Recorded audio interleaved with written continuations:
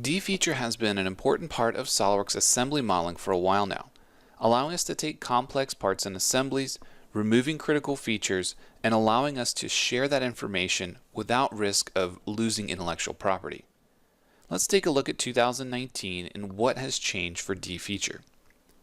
First, we have the addition of something called the silhouette defeature method. The silhouette method allows us to create these simplified models based on outlines of components or bodies. Let's take a quick look at what this means. First, we're going to select a few bodies, and under our simplification method, we're going to use the None option, which will automatically copy the geometry as is.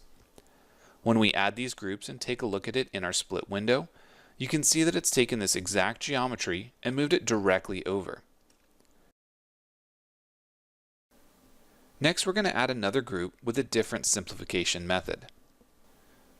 New for 2019 allows us to right-click and select identical components, such as these rail wheels or these studs. Next, we want to grab the cable wheel, the end plate, as well as change the type to bodies and include the motor. For the method, we're going to use cylinder and go ahead and add the group. This will create a cylindrical representation of all these bodies, allowing us to carry over the critical information needed, but removing all the information that is just not needed for us in the simplified model. Next, we're again going to use the identical components to select all the hex nuts,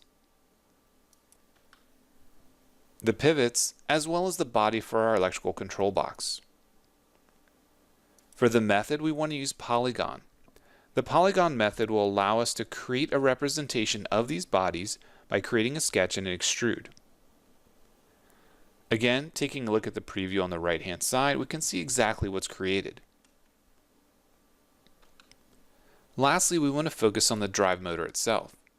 We're going to change the method to tight fit, and with tight fit, we also have the option to use multiple directions. I'm going to reference the side face of this part and create a tight fit.